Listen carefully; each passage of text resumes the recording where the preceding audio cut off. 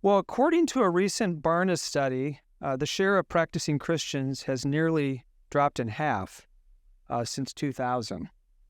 And for the first time ever, according to Gallup, less than half of Americans say they are members of a church or any house of worship. That's down from 70% in 1999. So the number of church goers in this country is shrinking, raising really critical concerns that we need to address and that we're going to actually consider tonight. So it's in this environment that Gone for Good, and you've had a chance to really get to know this book, and I encourage you to, you're going to hear from some contributors, and we have a book table. It's this book that really explores ways that churches are transitioning and transforming their church properties to serve their neighborhoods. And tonight we're going to hear from Mark Elsdon, who's the editor of this book, and three contributors. And I did mention the book table. Jean is over there. We have books for a suggested donation, both Gone for Good, which is the book we're focusing on tonight, Mark's previous book entitled We Aren't Broke, Uncovering Hidden Resources for Mission and Ministry, as well as a table set up with rooted good materials that will talk a lot and will help you think through church property transition. So, and a lot of other things as well. So I invite you to take a look at the rooted good table as well, and Mark can help with that after the program. I have the utmost respect for Mark. He's just been a real pillar on this campus, the campus ministry setting. He's assembled an amazing group of contributors, and they have really gotten to know each other as friends. So I think that's really great. He might say a little bit more about how they met. I'm also delighted that Erica Liu is here as well. Erica co-leads Pres House, and I know your fingertips are all over this book as well. And Mark and Erica together lead that ministry. And then I think Sophie's here, their youngest daughter. And then I think Emma is potentially dialed in from Fordham University. So we're just super excited to welcome the whole family tonight. Well, it's my privilege now to introduce my colleague, Jean Guerin, who will give us a little bit of the lay of the land for tonight, and we'll introduce Mark. Thanks, John. It's really wonderful to see everybody here. I am going to just give you a little bit of Mark's bio, but before I do, I wanted to just give you a plan for the evening. After I introduce him, Mark is going to introduce the book to us all, give us some broad brushstrokes that way, and then he's going to be in charge of introducing our three other panelists.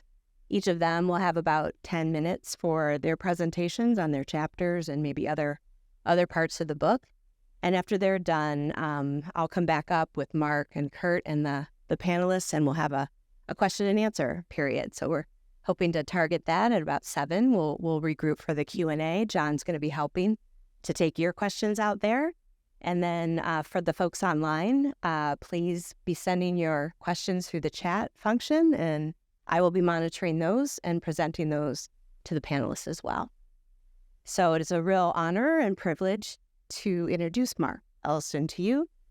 He's the executive director of Pres House and Pres House Apartments. He's co-founder of Rooted Good, which supports church leaders working on property development, money and mission alignment, and social enterprise. He's author, as John said, of another book, We Aren't Broke, Uncovering Hidden Resources for Mission and Ministry. He's got a BA in psychology from UC Berkeley. He's got a master in divinity from Princeton Theological Seminary and an MBA from UW's Business School here. He's an ordained minister in the Presbyterian Church, USA, and he lives here in Madison with his family. So I'd like to invite you up, Mark, and we're really looking forward to hearing from you. Thank you. Thanks so much. Thanks, everyone, for being here. Greetings to those watching online on the live stream. I'm honored, humbled that you took time to get here, especially in the icy roads that we have here in Madison, or have responded to my twisting your arm to show up. But either way, thanks for being here, and a big thanks to everyone at Upper House for hosting. We're doing quite the technological dance here tonight, and so really grateful for you and your hospitality. As anyone who has put a book together knows, it is a labor of love and the work of a community of people. That's particularly true in the case of this book. And so before I go any further, I want to first thank some of the key people that helped us arrive at this day. First and foremost, I'm incredibly grateful for the contributors to this book who have shared their insights, their experience, and many, many gifts with me and the readers of the volume. In addition to the words that they share on the pages of the book, these authors are doing an incredible and important work around the country to bring about more good in the world. And in my view, the foreword that Dr. Willie James Jennings wrote for the book is actually worth the price of the book alone. I'm humbled, inspired, and grateful for their partnership on this project. I'm blessed to work for two organizations that are incredibly supportive of me as a person in this project, Press House here in Madison and Rooted Good, which was mentioned a moment ago. My board and staff team at Press House provide the support and flexibility to make a project like this possible, and I cannot overstate how vital my colleagues at Rooted Good have been in bringing this book about. I'm grateful to the team at Eerdmans Publishing for entertaining the idea for this book so soon after my first book, We Aren't Broke, was published, and of course for guiding me through all of the process and the pages along the way. And a special thanks to Cote Sorens, who not only wrote an excellent chapter, but also did the beautiful illustrations that are found throughout the book. If you haven't had a chance, just take a look at it over there on the table. And we're really lucky to hear from her tonight. Finally, I'm thankful for all the pastors, church leaders, and church buildings that have touched me and my family over the years. 20 years from now, some of them may be gone, but the mark that they have left will remain. And God has worked through you, and for that, I am grateful. And in the end, it is a joy to share my life with my spouse and co-pastor Erica Liu and my daughters Emma and Sophie. And I have to thank them for putting up with, yes, another book in our life. So what is this book about? And why the title, Gone for Good? The question that keeps me up at night is this. 20 years from now, when we look around our neighborhoods and we realize that a third or more of our church properties are no longer churches, what will we have lost or gained? And what will the impact be on the spiritual and social fabric of our communities? I wonder and worry about this in part because as I reach middle age and look back on my life, I realize that churches and their buildings have played a huge role in shaping who I am today. Not just in my spiritual life, but in my profession as a pastor, but in big ways and small, in the profound and the mundane. Anyone who knows me well knows that despite the fact that I am an ordained minister, I'm full of critique, skepticism, sometimes it tips over into cynicism about the church. But there is no denying that churches have made me who I am today and changed the trajectory of my life many times, even before I was born. It's likely that I got my surname from a tiny church in a tiny village in the rolling green hills of northern England near the Scottish border. The story goes like this. In the early 18th century, an orphan baby was left on the doorstep of St. Cuthbert's Church in the village of Elsdon. The vicar, the pastor, took the baby in and named him Cuthbert Elsdon after the 7th century saint who gave the church its namesake and after the village. Thus started the Elsdon line. My family name was born out of grace in a moment of need on the steps of a church. My parents were born and raised in the Newcastle area of northeast England, not far from the village of Elsdon. When they immigrated to the United States for my father's work, they knew nobody. So one of the first places they went to was church. One Sunday morning, after attending for a few months, they decided to invite some of their newfound acquaintances over to their home. Chatting amiably after worship service, probably in a space like this, they offered their invitation to a handful of couples. Would you like to come over next Saturday night to share a joint? Their invitation was met with silence, maybe some chuckles, awkward looks. My parents were confused by the lack of enthusiasm for this invitation. Is it us? Is it our accent? It took a little while to figure out where the misunderstanding lay, but eventually it dawned on them, oh, no, not that kind of a joint. A joint of roast beef and some Yorkshire pudding. Would you like to come over for dinner? Those friendships survived my parents' offer of drugs at church, and that congregation became a vital source of community and relationship for a young immigrant couple making a new life thousands of miles from home. So that church and others like it played pivotal roles in my life as I grew up. During middle school, I made my best friends at church and trekked mud from the creek nearby throughout the entire building more than once. During high school, I would regularly bring half of my cross-country running team to the gym of another church for a rigorous game of basketball while we were supposed to be out on long runs. A friend from yet another church invited me to go on a youth group trip to ride our 10-speed bikes in the mountains of Colorado for a week, sleeping in, yes, more churches every night. I left that week and the follow-up trips each summer with an increasing love for cycling and for God. I was taught about the faith and at least occasionally attended services at these churches, but church was more than that. It was a place to find friends, to play basketball, to get dirty, to be reprimanded kindly. Later, as I finished high school and went to college, churches played a more formative role in my life than even my university experience. In Berkeley, California, I became friends with people experiencing homelessness through a program my roommate and I started at a church. My privilege was illuminated and challenged, meeting people attending churches in rural Dominican Republic, mountains of Ethiopia, cities in France, and Black, Indigenous, and immigrant churches throughout the United States. And like so many, I owe my married life and amazing children to a church community because I met my future spouse, Erica, volunteering at a church meal for people experiencing food insecurity. While training as a pastor in seminary, Erica and I worked at a Taiwanese Presbyterian church, which afforded me the chance to see how churches play a special role in the social fabric of marginalized and immigrant communities. Presbyterian churches have supported the independence of Taiwan for many decades, engaging not just in the spiritual or eternal, but in the very present and pressing realities of living under occupation and threat.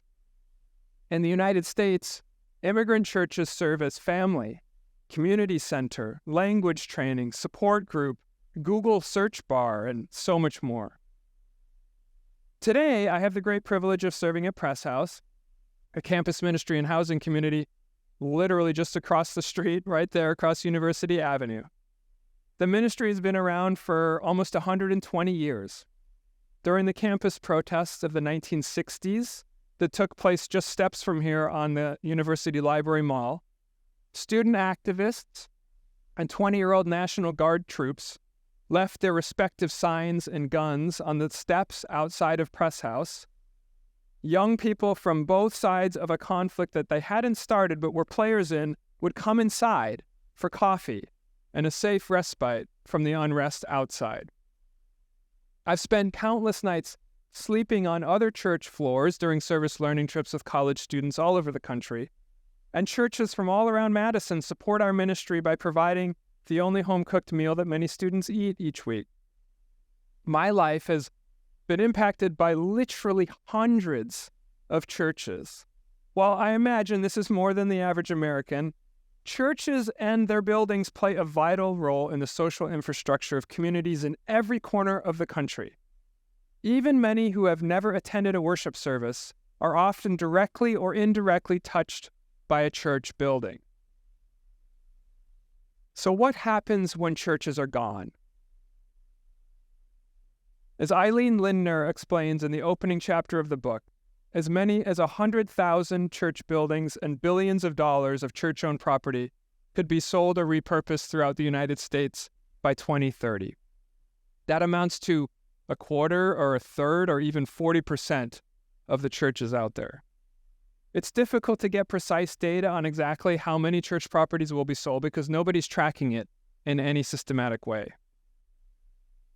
As John mentioned at the beginning, researchers are making projections about the future of religious affiliation in the United States.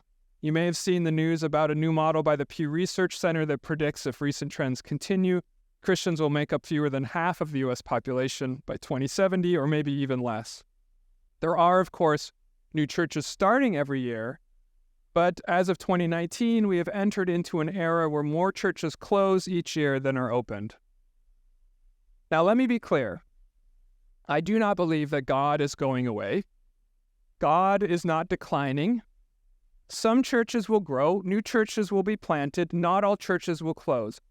People still want to experience the transcendent, the divine. They still crave and thrive in caring community. They still want to be involved in causes and activities that are larger than themselves and that change lives for the better. But the reality is that fewer and fewer people want to experience those things in a Sunday morning worship service followed by Sunday school class, which means there are too many church buildings with too much space than will be viable or needed in the future. These buildings and properties will have to become something else, or they'll just sit empty and unused. Like the decline of the indoor shopping mall or the closure of blockbuster video rental stores when Netflix came onto the scene, churches are closing, and property owned by churches is changing at a speed and scale never seen before. The data and my experience working with church leaders around the country from across the denominational spectrum is very clear. We are facing a massive tsunami of church closure and property reuse rising up before us. The transition is happening. We are long past the days of revitalizing every church in order to keep them all open and operating buildings that are too large or needing a huge renovation. This transition is happening in every part of the country and across all denominational and theological lines. Again, to reiterate, I'm not saying that new churches won't be planted or that church revitalization can't happen. You'll hear a beautiful story from Reverend Joe Daniels in a few minutes about how developing affordable housing on church land helped his congregation grow. But, broadly speaking, throughout communities everywhere in the country, and most certainly here in Madison, church properties are going to become something different on a massive scale, whether we like it or not. The wave is upon us. And this transition in church property is a once-in-a-many-generation shift. As that property is sold or becomes something else, it won't go back to being a church again in any foreseeable future. So the question before us is this. After the wave of sale and repurpose crashes upon the shore, what will we be left with when the water flows back out to sea? What will our neighborhoods look like? After the wave has receded, will church property have further contributed to injustice and the widening gap between rich and poor? Or will we have put our creativity and energy into new uses that leave communities more connected, more just, and with new programs and support that bring light and life into people's lives?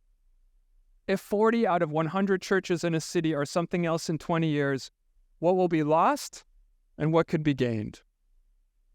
Where will the local Girl Scout troop or neighborhood association meet? Where do people go when grieving yet another mass shooting? Millions of people meet lifelong friends and partners at churches, get access to financial services not available to them through traditional banking, or pick up food when bills are tight. And where will we vote? Churches are not just vital spiritual resources in a community, they provide vital social services that touch lives far beyond their parishioners. In his chapter, Robert Yeager writes about a series of studies that Partners for Sacred Places conducted looking at what they called a halo effect of churches in a community. They found almost 3.7 million people visited just 90 churches in 1 year. Only 9% of those visits were for worship. 91% was for something else. The study also found that on average, each church provided more than $4 million of economic value to its community each year.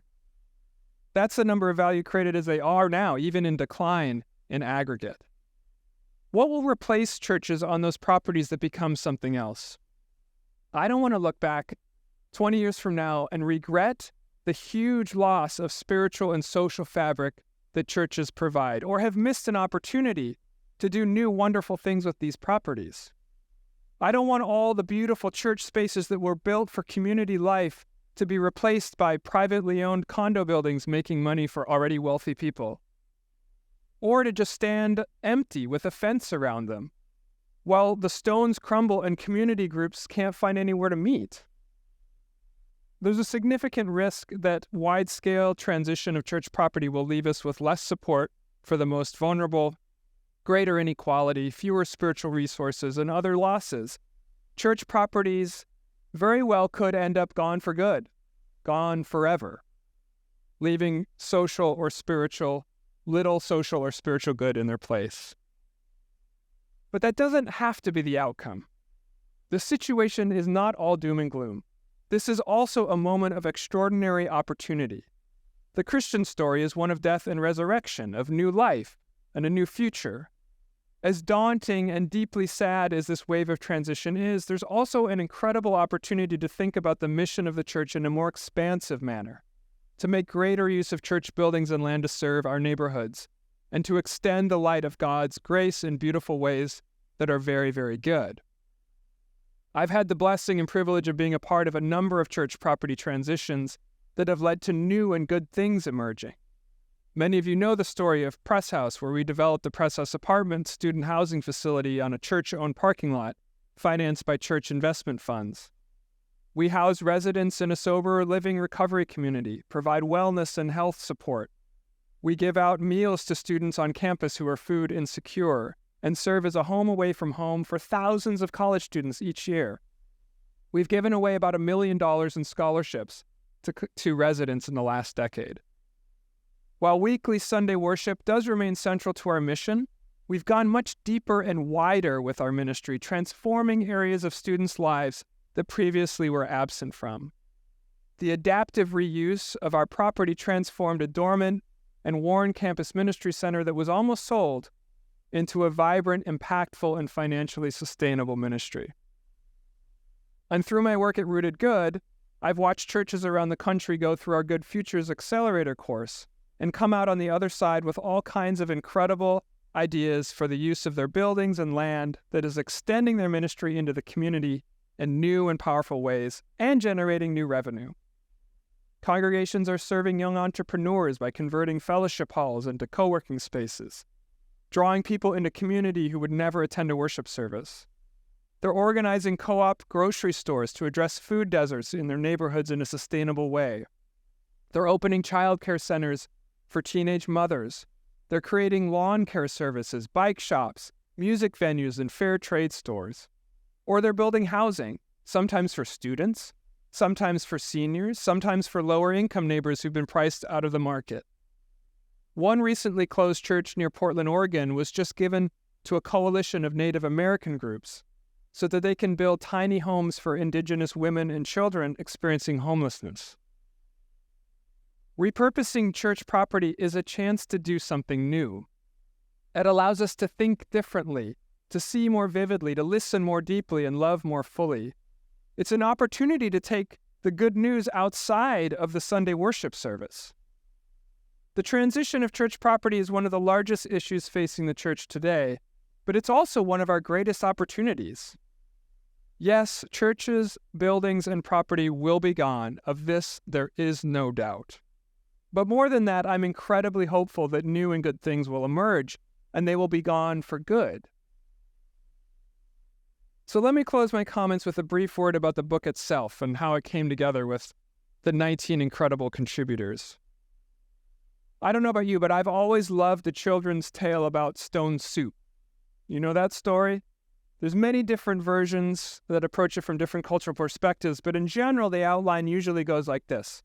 A group of travelers, 3 or 4, arrive in a village carrying only a cooking pot.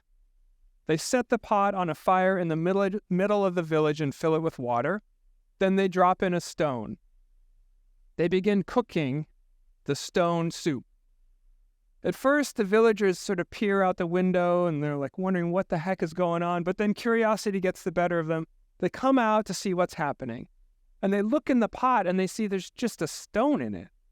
And they say, well, that's not going to taste very good. So then they run back inside and they start to grab ingredients.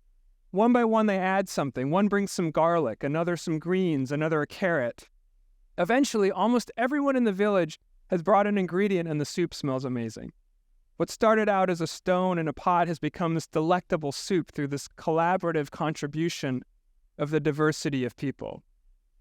In many ways, this book is like a written version of Stone Soup. I have personally brought very little to the project besides the stone, the driving question. I dropped that stone into the pot and the authors have contributed their incredible ingredients. As you read the book, you will find that while all the authors care deeply about churches, only a few of them are theologians, pastors, or traditional church people. You will hear from property developers and urban planners, philanthropists, real estate professionals, and more. And this is intentional. I invited these people to contribute their unique ingredients to the soup that is this book because that's exactly how this work is going to have to happen in the real world too. A soup made up entirely of celery wouldn't be particularly tasty, but one that includes varied and complementary ingredients can be sublime. I'm so grateful to be joined today by 3 of the contributors to Gone for Good. I wish we could hear from all of them this evening, but you're going to want to go home at some point, and I suppose that hearing from them all is actually why we wrote the book. So we will hear first from Reverend Joe Daniels, who is the lead pastor at Emory Fellowship and developer of the Beacon Center in Washington, D.C. Emory Fellowship, under Joe's leadership, completed a remarkably long, complicated, and hugely impactful affordable housing development on their church land, which has brought transformation to their neighborhood and their congregation. Their story gives me goosebumps every time I hear it. Then we'll hear from Cote Sorens, who recently moved from the Seattle area to Chicago. She is a social innovator at the Center for Transformative Neighborhoods at Trinity Christian College. Cote is a community organizer with particular experience in how underrepresented communities make use of underutilized church buildings and land, or could if they were given the chance. Finally, we will hear from a Madison neighbor, Kurt Paulson. Kurt is a professor of urban planning here at UW-Madison and an expert in housing policy, affordable housing, zoning, and related topics. So I invite you to just sit in and listen to these great insights that these practitioners, researchers, and authors have to offer. Thanks. Well, it's good to be with everyone tonight. I hope everyone can hear me and see me. It is an honor and privilege to be in your midst. My name is Joe Daniels, as Mark has said, and congratulations to you, Mark. We are really excited about this night and about this day. My chapter happens to be on legacy. Legacy is, in fact, a Middle English word that means person delegated. And I find that I have been amongst one of 400 people at the Emory United Methodist Church, affectionately called the Emory Fellowship, who has, in fact, been a person delegated. Just a brief introduction of my story. I pastor a congregation that almost closed on 2 occasions and was almost sold on 3 occasions. And the only thing keeping us open was the rental of our fellowship hall from a private school across the street. We were a church where the grass hadn't been cut for 6 years, where we were surrounded by broken alcohol bottles and beer cans mashed into the ground. On Sunday mornings, it was very, very frequent that we would smell urine on the steps, find used syringes and used condoms in the stairwells of our church. We were a dump, and the threat of closure was very, very real. But our story is one of resurrection, as Mark had indicated earlier. And we went from 55 people in worship to over 400 people in a matter of 15 to 20 years. I've been at Emory now for a little over 31 years, an anomaly in the United Methodist Church. But in that time and in that period of resurrection, we kept hearing a mission from the community that I needed an affordable place to live. I needed an affordable place to live. as a congregation of 20 different nationalities, predominantly Black, but working class people, we also had to make some serious decisions because we found ourselves in the midst of gentrification. Downtown development was pressing us on one side, and then downtown development in Washington, D.C., the city we're in, was pressing us. And then downtown development from Silver Spring, Maryland, which was an emerging downtown area in Maryland, just 2 miles north of us, was pressing us from that point. So we found ourselves as a piece of meat in between two pieces of bread, and we had to do something. We had to decide, are we going to move? Are we going to leave the city and go to the greener pastures in the suburbs? Or are we going to settle here in the midst of this neighborhood in Northwest Washington, D.C., where we had all types of urban blight around us? Are we going to make this thing work? And are we going to survive as a church? We began a listening campaign in community and began listening to what our neighbors needed and wanted, and what that vision might be in context with vision that God was speaking through congregants, and which God was speaking through the city. And everything began to line up toward affordable housing. We had already started housing people who were homeless in our church. We had established a transitional housing ministry, and people wanted to expand it. And we began looking at property up and down Georgia Avenue, where our church is located. And every time we would get close to settlement, the deal would fall through, until one of our members said, why don't we just build right here? And none of us had ever thought about repurposing our property right where we were. We didn't even know that we could. But after doing some surveys and after doing some investigative reporting, we quickly found out that we had a humongous space because we could build up. And so we began the process of development.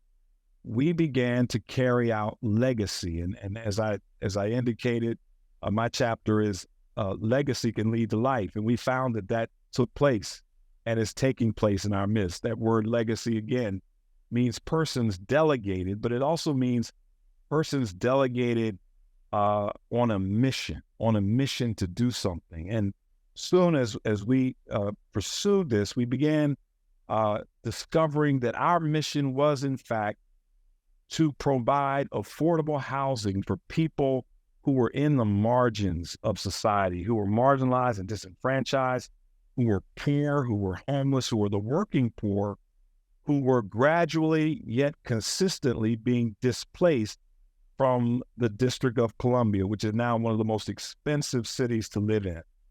And so we began the process. We began pursuing what it would take to build new housing. We had to go through historic preservation because our church sits on a very historic site. We sit next to Fort Stevens, which is the only fort that a sitting president visited during wartime, Abraham Lincoln. Fort Stevens at that time during Civil War was the only fort that defended the White House on the northern side of the city where our church is located. And if the Confederate Army, history tells us, got past Fort Stevens, history would have been rewritten. As history is told, the Union Army was able to fight off the Confederate Army, and we were able to maintain the democracy that we have today. In the midst of all of that, we thought we had dealt with historic issues and historic preservation and wanting to build our site, but we were landmarked as we were about to begin construction on the project.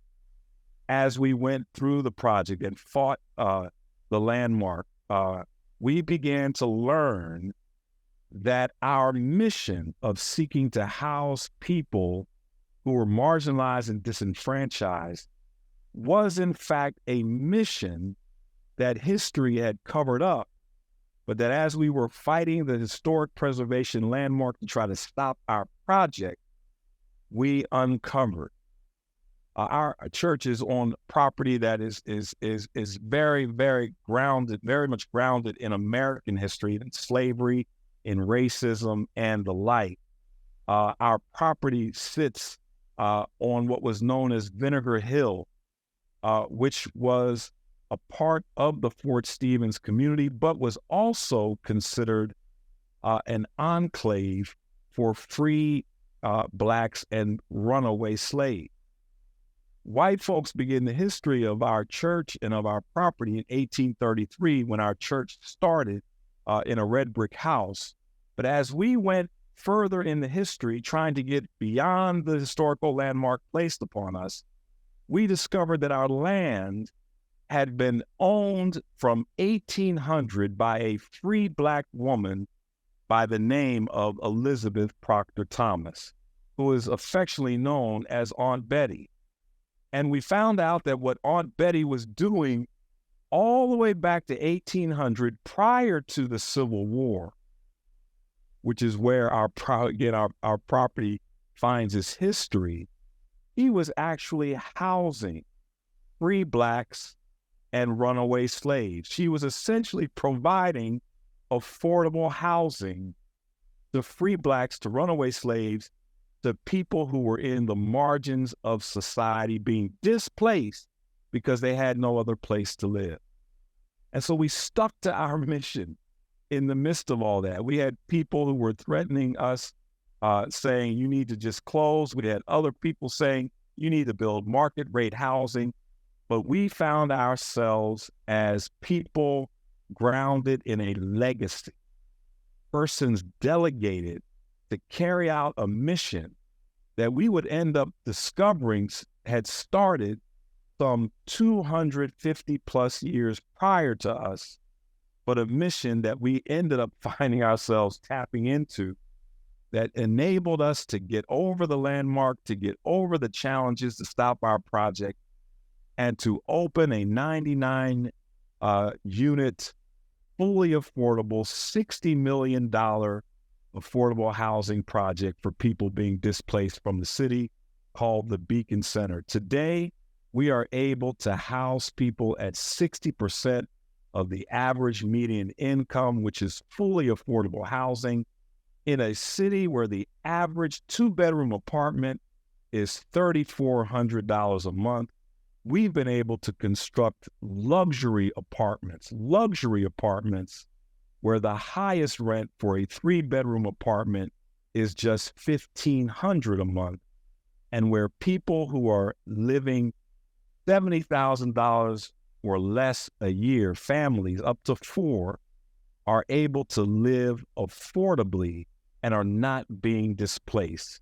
Suddenly around us, around our church building, are anywhere from 260 to 300 people who are now laughing and smiling, kids running up and down the street, laughing and smiling, because our church had the audacity to live out legacy, to believe that our church could be repurposed and that we could, in fact, make a difference in our neighborhood and in our city and carve a different pathway for a church that was about to close, but now one that is looked upon as a leader in the city around affordable housing, church repurposing, and the revitalization of people's lives. I'm so honored and humbled to be able to write this chapter. Legacy can lead to life. I'm so humbled and honored to be a part of this great project that Mark Elsdon is doing. So great to be with everyone this evening. Good evening, everybody. My name is Cote Sorens, and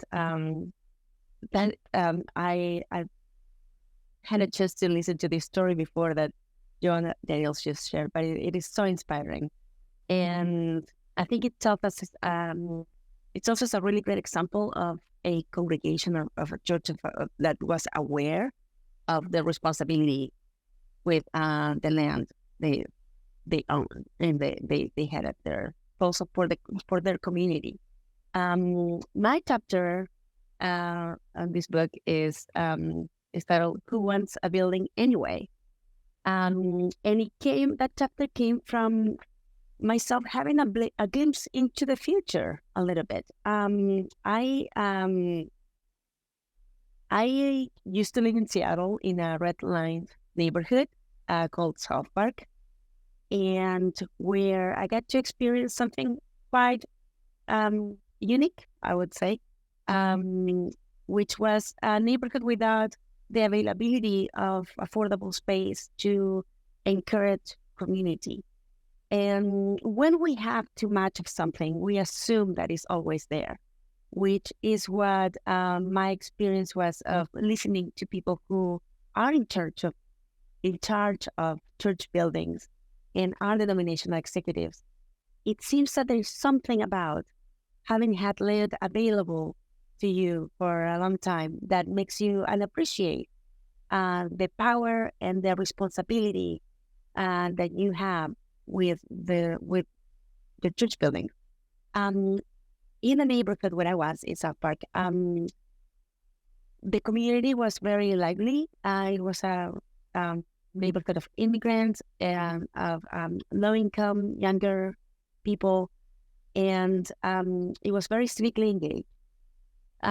But it was clear that for all this engagement and energy to build things, the built environments, the buildings around in the neighborhood didn't quite reflect who we were as other people, and didn't really provide much spaces for residents to do what they needed to do, which was host meetings or make art events, or just gather with others to just connect. And through this experience, it became apparent that something that often gets missed among denominational executives is that churches and their church buildings are already part of a community, no matter how congregations see themselves, no matter what beliefs they have with regards to how they engage the neighborhood around them. They are part of that community by way of their property. So the way congregations use their building, that says more about who they are as neighbors, as Christians, than anything else they could say verbally. So that was clear to me in my neighborhood. We had 3 church buildings that were completely inaccessible to community. One of them was sold rather without much thought, which created a huge loss for that community and space to gather just youth programming. And the other 2 didn't seem to understand the value of that communal space in that neighborhood. So they were also shut down and eventually sold, also inaccessible for the community. Because of this, being a Christian in the neighborhood, I engaged in a number of place-making opportunities or projects. Because we didn't have access to this kind of space, I started projects that using whatever we had. So I started a coffee shop in the neighborhood that created space for community called Resistencia Coffee. And we were able to do a number of different things with real estate in that neighborhood, that open real estate for neighborhood flourishing. But the 2 main takeaways, I guess, for this conversation would be those that congregations and their buildings are part of the neighborhood, and also are part of the narratives of land use in that city. When you are in a red line neighborhood, you can easily see how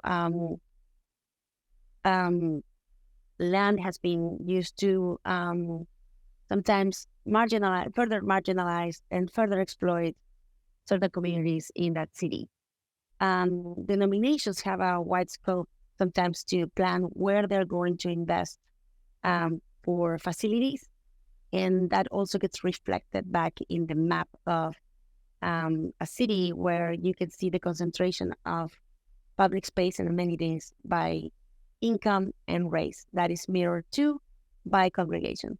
So as congregations are having to deal with what to do with their buildings, I thought a good idea to propose two pointers as far as ways to think about this conversation. One is I found that the mission of the church and who we understand ourselves to be in that community matters a lot with how we go about our buildings. And to understand ourselves as a neighbor, as a loving neighbor to a community, actually can instill a different kind of imagination for what you do with your building. In the chapter, I'm referring to this way of thinking as a place-based ecclesiology. Basically, how do you understand your mission as a church, not in the abstract or your own spiritual life, but as the body of Christ? Who are we as a congregation in that community? So when we take place as an organizing principle for mission, we can easily and very concretely see the effects of who we are and how we worship and how we engage in the life of the community around us. So within a place-based mindset, we begin to ask the question of how are we to love our neighbors very literally? That grounds the conversation and it sparks the imagination and allows a congregation to really engage and look outside of ourselves and look at the people in our neighborhood who also have imagination and plans and priorities that can actually be really listened to and integrated into an imagination of what to do with these buildings. How are we to reframe or reshape this space to serve the priorities and needs and visions and dreams of this community, and more importantly, the dreams that God may have for this neighborhood, as far as access to food, access to health, access to housing, access to friendship, access to nourishing relationship. So that is one piece of it. And the second framework that I found really useful for to respark a different kind of imagination is to really understand the restorative role that land can have in a city and in a community. Land has been used for wealth creation in this country, and it has not been usually accessible to people of marginalized groups or other races. We don't have a neutral history of land ownership in this country. And as the body of Christ, we really need to wrestle with both how we have benefited from that history in the amount of land that we have, but also how is this an opportunity to redeem the narrative of land ownership? And that is, of course, a big question, and for congregations too, to know what frameworks are out there that could be helpful to this conversation. Might be useful to put a few examples. One of the frameworks that I present in my chapter is equitable development as a way of thinking beyond, includes access to housing, but also it basically thinks about the flourishing of a place in its economics, access to housing, access to healthy food, access to play, access to spending time with your neighbors and developing relationships that will sustain you. How are these neighborhoods and in their built environment sustaining the life of a community in equitable ways? So I use these two concepts, place-based ecclesiology and equitable development, to invite both congregations and denominations to think strategically around how they can utilize the real estate for the restoration of people and land and neighborhood. So I put some examples there. My story is the story of what a group of Christians did without access to buildings. But with that kind of imagination, we were able to do placemaking projects such as Resistance Coffee, which was a project by South Park for South Park. It became a space that created a platform for community, for food businesses, for artists. And eventually that community creation resulted in us doing some listening and organizing for community-based groups to be able to buy a quarter of a block in Seattle, which has a really, really aggressive real estate market. So that purchase of that land was helped stabilize the commercial real estate and also buy the community time to think how they wanted to shape the future of the neighborhood. And in addition to that, my neighborhood, as many across the United States, was decimated by highways. Back in the 60s and 50s, many highways were built through red line neighborhoods. And there is a whole movement across the nation to restore from highways to boulevards.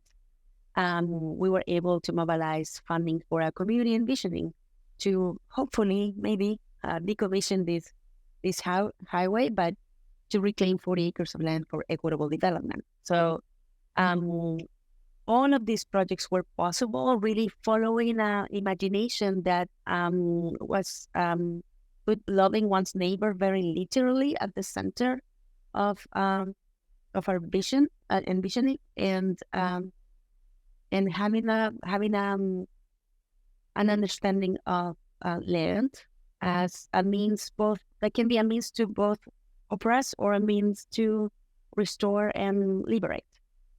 So that is my story. Thank you, Cote and Joe. My name is Kurt Paulson. I'm a professor here of urban planning, and I mostly do housing. And so part of how I got involved in this process was Mark invited me for a conversation, said he was writing a book about this, and I had one of those aha moments, which is realizing that these type of property transitions we're talking about, they happen all the time anyway in cities, whether we're talking about disinvestment and blight or gentrification, whether we're talking about NIMBYs and sprawl and traffic. This is kind of the bread and butter of urban planning, but I felt completely ignorant about the whole process that churches were going through this process. And as soon as he explained it to me, it made sense, right? And so for a lot of churches involved in this urban property transition, for some of them, it's being imposed upon them, either because the neighborhood they're living in is changing or because their congregation is losing numbers. But I think what you also see a lot in the book is that there's a lot of churches that are really rethinking, how can we use this property that we have, oftentimes high-value property in a strategic location, not just to preserve the church use of the property, but to do some social good. And so this opportunity of perhaps thousands of churches going through this process is really exciting, I would say, for urban planners, for a couple of reasons that I talk about in the chapter, but one of which is that it's very rare, particularly in strategic and downtown location, that you have property owners who are really interested in social mission and community services and social good, not just in maximizing economic return. And so that's really exciting, but it's also pretty scary because for many cities, this is just one more thing that they have to think about that's going to change and transition. And if you're not ready for it, it's going to happen anyway. So most of my chapter is really trying to speak to urban planning world and saying, you need to pay attention to this, both because it's going to happen, thousands of churches are going to close, and what happens to those properties, but also because this is a huge potential with willing landowners and property developers to work collaboratively to do things like affordable housing or community serving space or a homeless shelter or food pantries. And so what I do in the chapter is I basically do kind of 5 main reasons why church properties are somewhat unique that we need to all think about as cities and local governments. So moving very quickly, because if I start talking about zoning, right, you haven't had enough coffee yet. Phil's going to fall asleep right there. So one of the reasons why a lot of these church property transitions are somewhat unique does deal with the underlying zoning. So there's a federal zoning law called the Religious Land Use and Institutionalized Persons Act, or RLUPA, which gives churches and other religious groups certain protections from municipal zoning ordinances. This is one of the reasons why a lot of churches are located in residential neighborhoods. This is good. However, once a church wants to transition its use, such as building affordable housing or even developing a homeless shelter, that's a change in land use. That requires a rezoning process, a public planning process. The neighbors come out, people write letters to the editor, city council has long meetings, people post on Nextdoor, right? So the religious land use is protected, but the commercial land use is not. Right, I'm following a story of a city in Eau Claire, a church in Eau Claire wants to use its old Sunday school room for apartments for homeless veterans. Well, that's a commercial land use. The neighbors love having a church nearby. Veterans experiencing homelessness, not so much, right? So once a church decides they're going to do something different with their property, either maintaining the religious land use or transitioning, you're entering into the public planning process, the commercial real estate business, and that is messy, and that is complicated, and any goodwill you might have had might go out the window when the neighbors see that you're going to be developing high-density affordable housing near the single-family neighborhood. Right. So the second reason is churches have unique architecture, oftentimes Gothic style or stained glass windows that contributes to a neighborhood sense of place. People like to drive by and look at these things.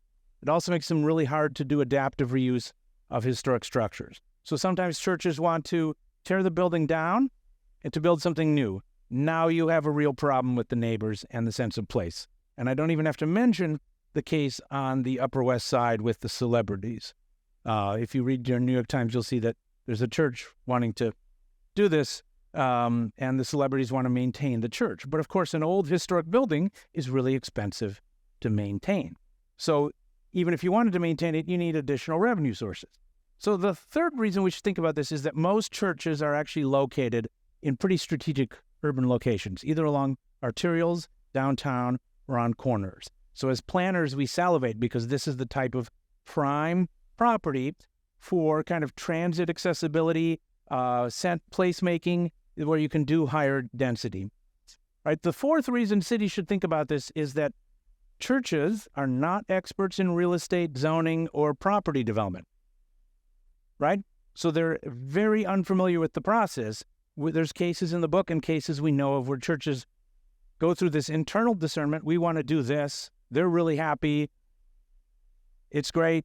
Then you get into the public process and, oh my goodness, the meetings, plan commission is going to alter your building facade. The neighbors, you're going to be, like Joe was talking about, suddenly a building that wasn't historic, the neighbors want to designate it as historic. Right? That would never happen in Madison, would it? Sorry, let the reader understand. But so churches want to accomplish mission-driven goals with property transitions, but they don't have the expertise on staff. And so that's one area where I argue that cities and city planning departments, community development departments can have a tremendous impact on this process by providing technical assistance, upfront assistance, if you will, a lot of hand-holding through the process, because if you don't do this process well, it can really go poorly. The book is filled with examples of processes that worked really well, but also some processes that didn't work as well. And so, again, where else are you going to find most a property owner who wants to do community services and affordable housing, as opposed to oftentimes as a planner trying to drag a developer along to do affordable housing or even to put in some park space, is oftentimes like pulling teeth. But churches need support.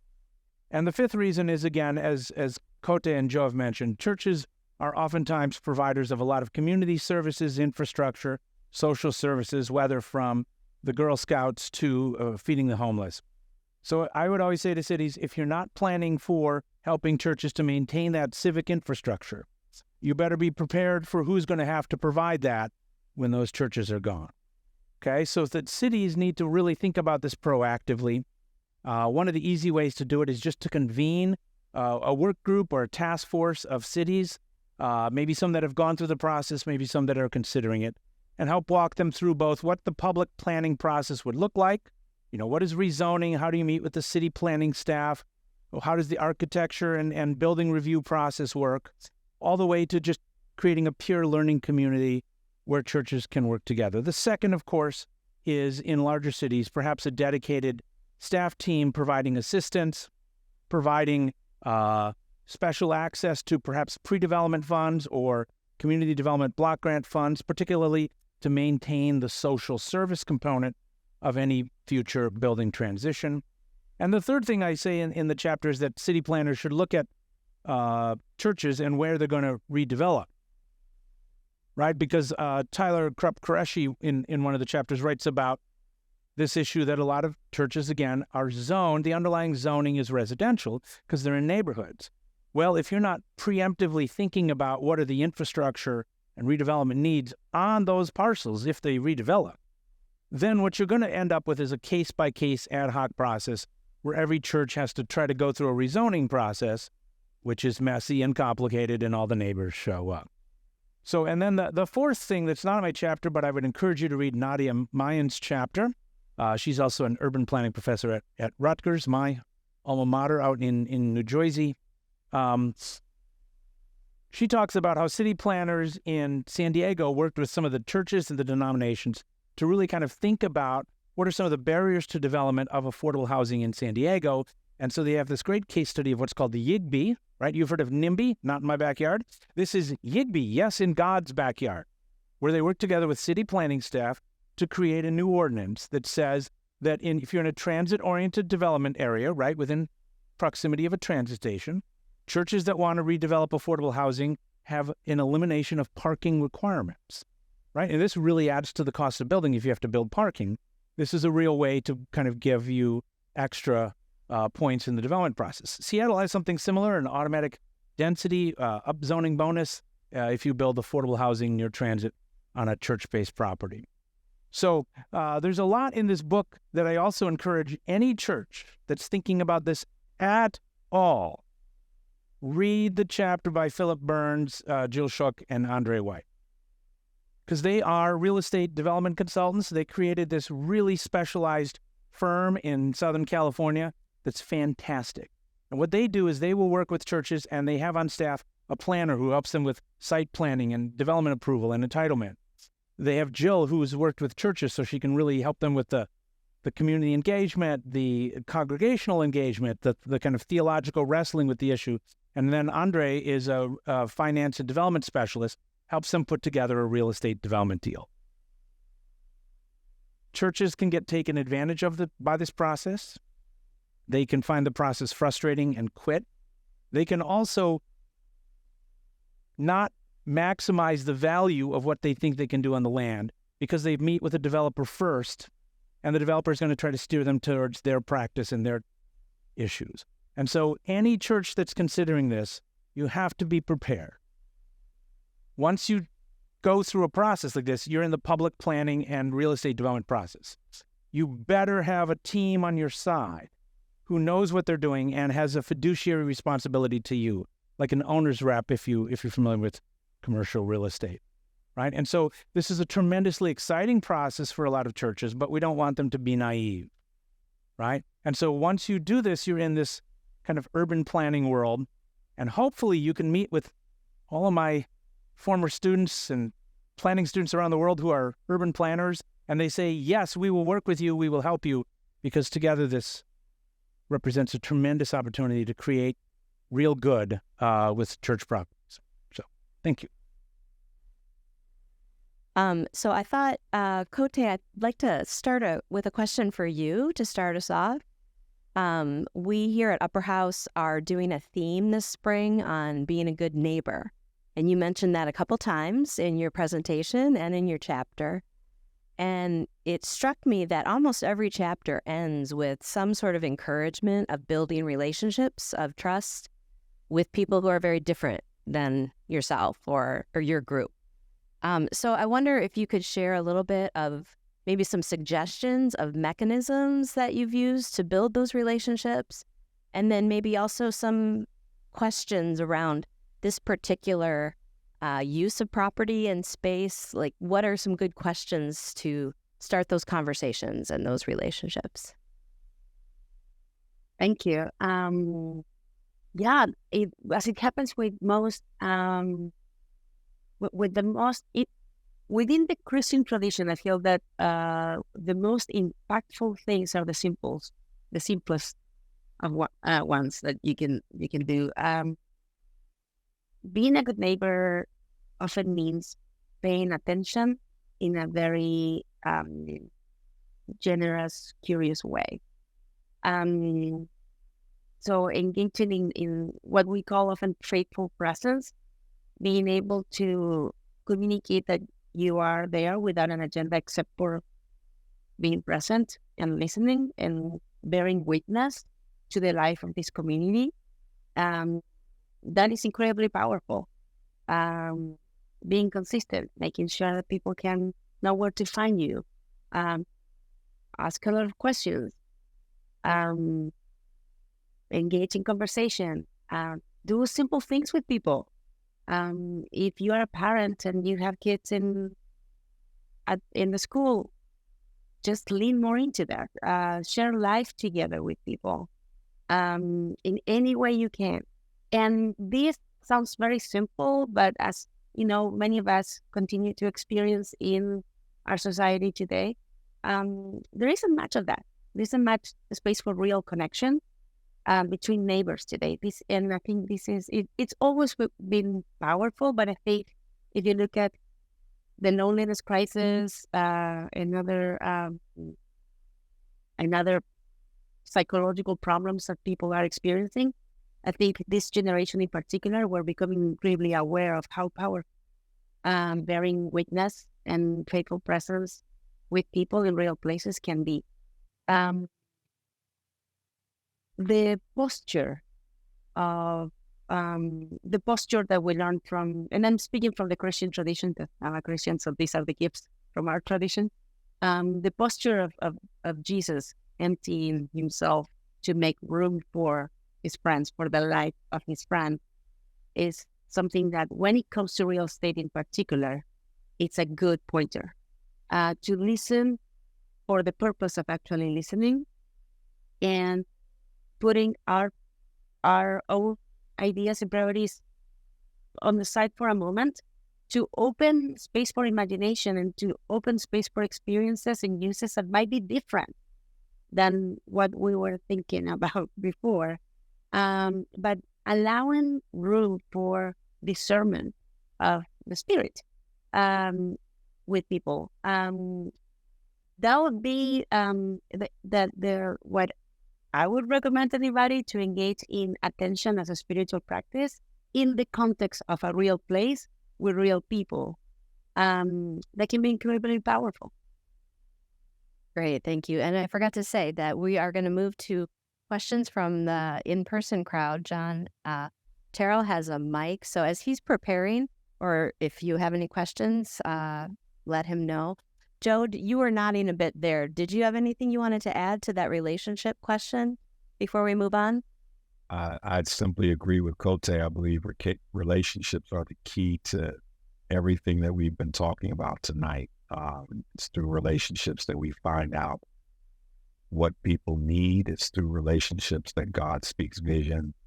And so unless we engage people in community, we will not know what to do properly with the property that we have, with the assets. Oh, may I say one more thing? Of course. My friend Eerdmans, who is a genius at this, years ago, he came to visit me in my neighborhood, and he's the one who told me, host parties, host parties, community celebrations. Because when people are partying, they tell the truth. If you invite people to a formal meeting about the property, you're going to get a different kind of conversation and information than if you actually host parties and invite people to share around questions that are more to the soul, like, what crucible are you on right now? Or do you remember the day you were born? It's the little conversations like that that will lead a lot more imagination in the long run. Jesus was the best partier, and church people need to learn how to party. Welcome to that. Yeah, I think I'm going to start with one that just came in part because I think it may be directed to you, Mark, but others relates to a couple other chapters that people didn't hear about. So this one is, I'm curious about the future of churches in rural and small towns. How might their buildings and properties be creatively used for good?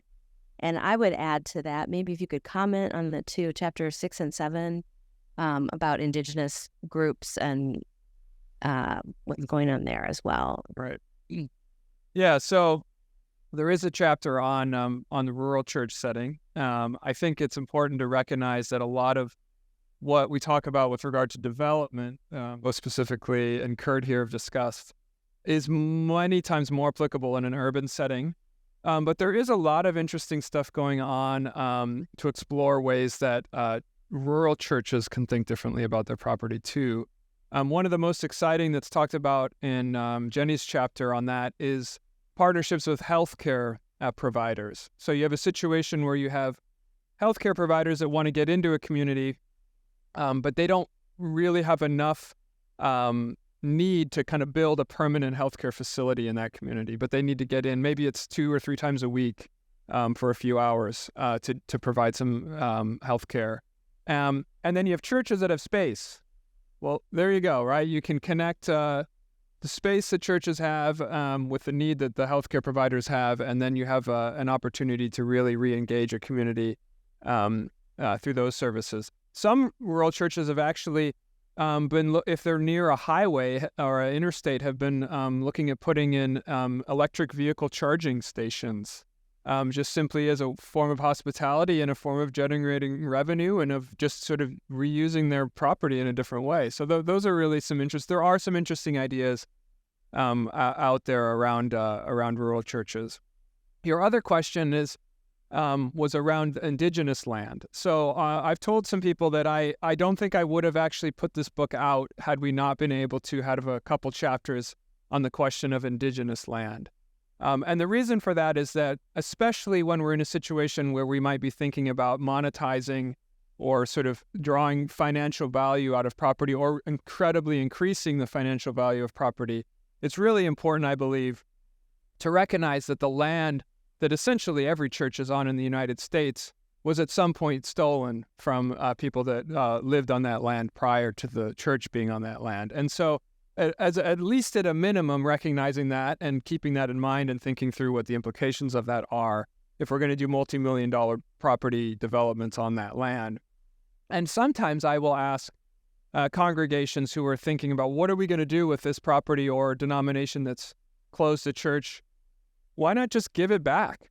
I mean, do we really need that all? Do we really need to sell it all for dollars? Could we not simply return some of it to First Nations people and let them use it? And the example I gave earlier, where that did just happen a few weeks ago, actually, in the Portland area, is a beautiful example of a denomination turning over a piece of church land to a coalition of indigenous organizations to put tiny homes on it to address a need that they see in their community. And so I think that I highly recommend people read those chapters. They're hard chapters. They will get right to the core of some deep theological and ethical issues. But I think we can't have this conversation without that element being explored. They are two of my favorite chapters, so thank you for that. There's a group of related sort of online questions here.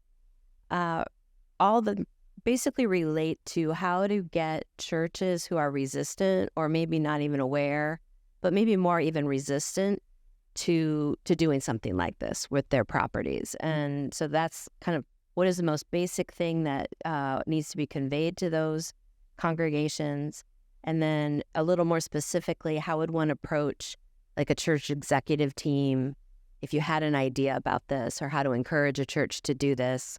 And then a related question, who needs to be around the table for some of those conversations? And maybe Cote or Joe, if you had maybe some experiences with some people within your own congregations who were resistant, or, you know, groups like that. So I don't know if who'd like to field that question.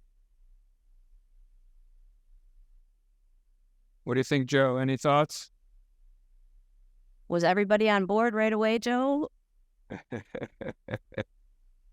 In our situation, our church was about to crumble. Our roof was about to fall in. We had 2 fires in a 16-month period. We had to do something. Was everybody on board with doing what we were talking about doing? No. I think there was fear as to how do we afford it? Where are we going to find the money? How's this going to happen? All of those different questions that needed to be answered. And the faith journey begins, right? But I think that's all a part of the process, and we need to be prepared to be able to deal with all of that as we move forward. One of the questions I like to ask congregation leaders when they're thinking about this is a sort of legacy question. And so I like to ask people to just envision returning to their church's land 50 years from now, which is probably in most cases past the life of most of the people in that conversation. And to think just what's happening there. Like, let's come back 50 years from now. What's happening on that land? Because we, at this moment, are stewards of this land and of these buildings, and we have an opportunity to shape what will be there 50 years from now. And I think sometimes that helps just to reframe a little bit. This isn't just about today or tomorrow or even really just about us. This is about a stewardship of this gift that in some ways we have and that God has sort of allowed us to make use of for some period of time. And we have a really amazing opportunity and responsibility to think about what that might look like down the road. Great. I think we have a question here.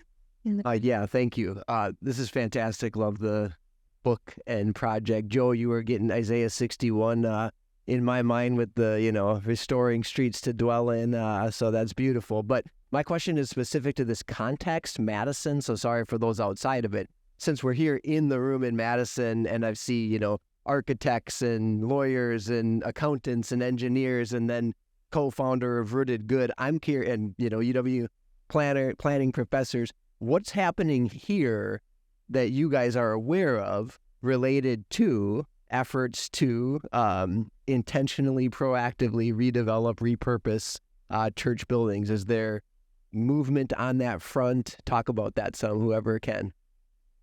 Yeah, so as you're aware, a number of churches in Madison have already gone through the process. A number of them are at various stages in the process. And I would say one of the things I can guarantee you is that city planning and city community development staff are aware of this issue. People like Julie Spears in the city are already connecting with some churches. So the first thing I would do is if someone asked me about a church, I would send them to Julie Spears in the community development department. And I'd say, go talk to Peter Tan, an architect, who's sitting in the room, right?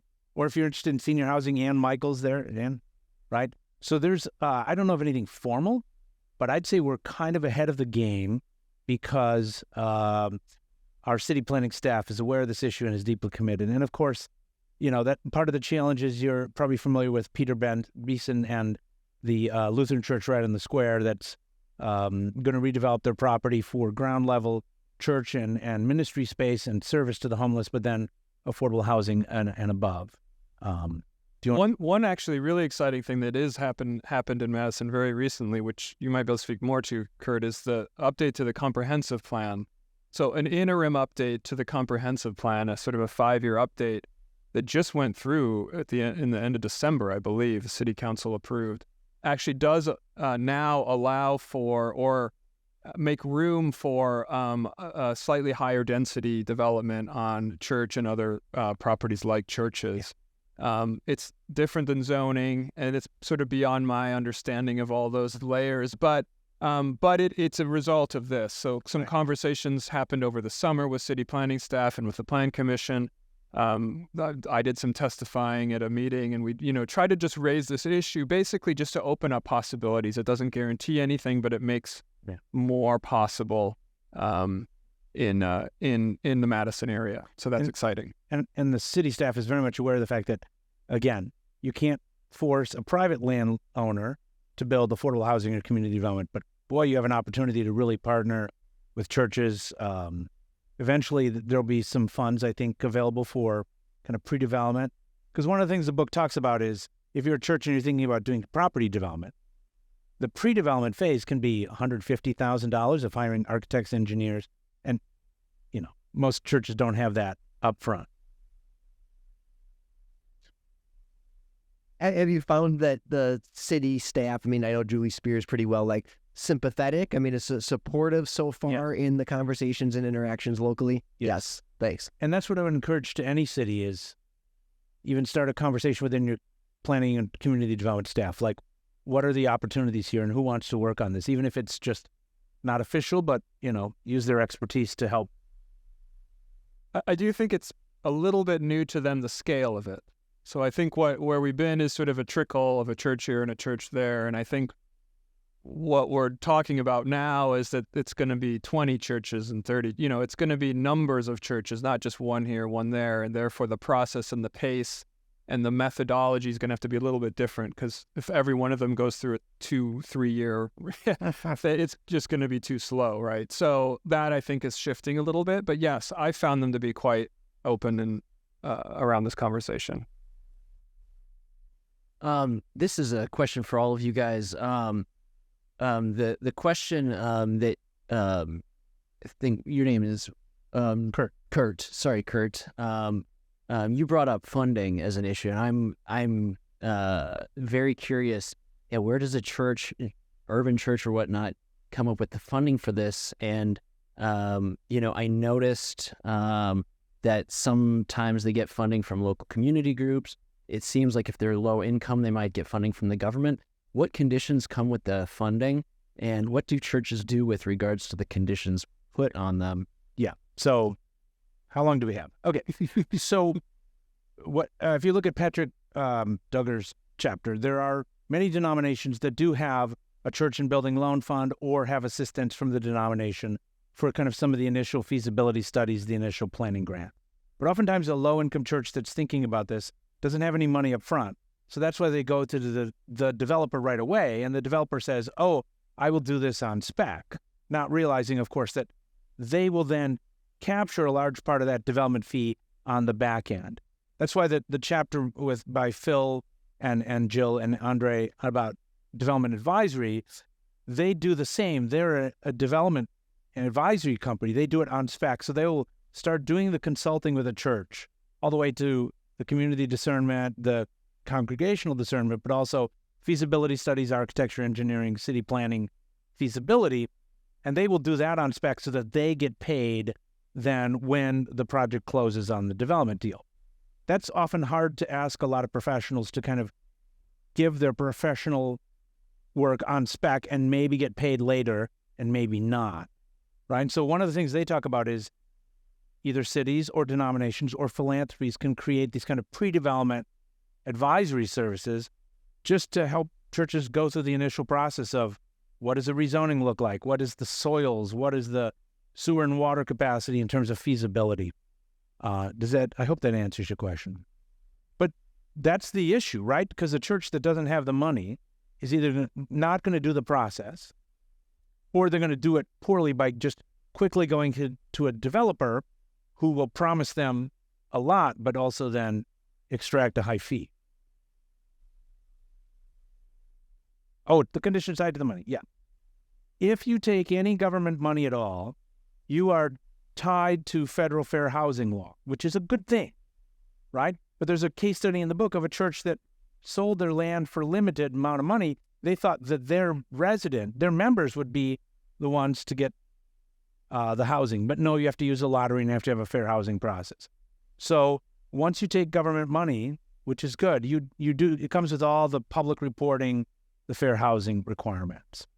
And so just to be clear, churches can accept government money for development projects. It doesn't violate church and state. And there are many cases where a city could enter into a development partnership agreement with a church, right? TIF, land concessions, property abatements, all these as part of the development deal. That doesn't violate church and state. But that's where having a development advisor really is helpful, because you got to know what you're doing, because there's layers of financing, each with their own strings. Okay, thank you. I think we're going to see one more. Could I add to that? Could I add to that real quick? One online, and then I'll close with the. I don't Could I think- add to that real? Oh, Joe.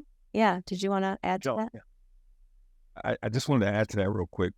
I wanted to stress that money follows mission, and if we stick to mission, money will follow.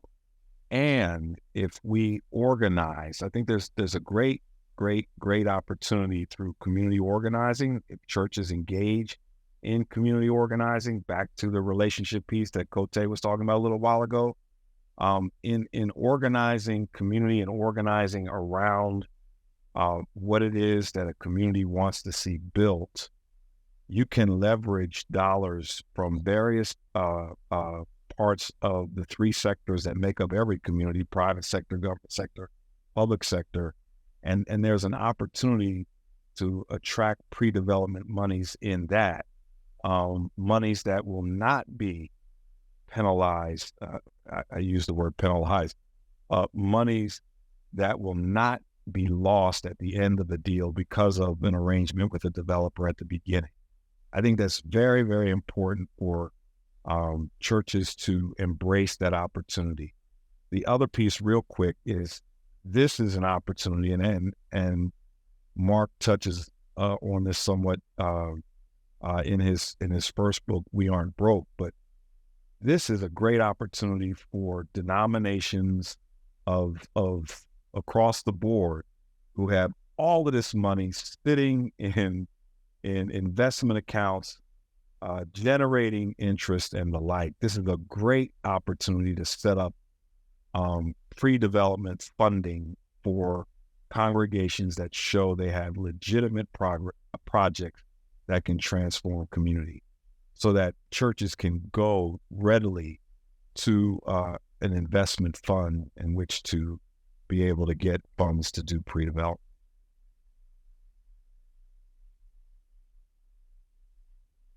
Great.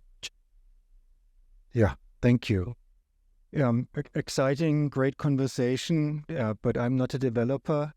I'm not an architect. I'm not an urban planner. I'm a theologian. So the conversation also makes me sad to a certain degree.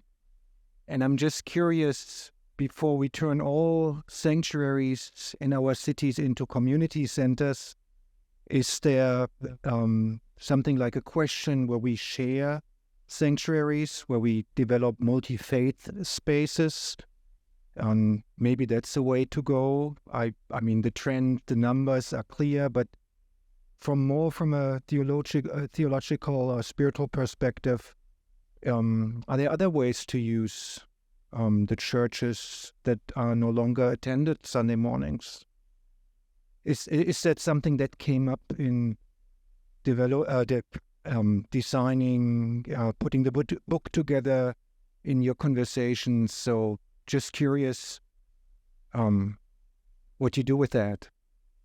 It's a great question. And I also think, as I mentioned at the beginning, recognizing some of the sadness is totally appropriate. I mean, there's great opportunity, but there is some lament there, for some of these changes for sure. Joe, you look like you got something to say though. So yeah, I think it's a great opportunity to turn what may be sadness into gladness. What we did in our space is, we maintained our sanctuary. We maintained our sanctuary. We knocked out the walls on the side because part of what we needed was more space for worshipers. So we went from a 300-seat sanctuary to a 500-seat sanctuary. But what we did was we knocked out all the pews on the main level. We maintained pews in the balcony, but we knocked out all the pews on the main level. We have chairs, and we created a multi-purpose space for our sanctuary, which honors the sanctity of the space, of the worship space.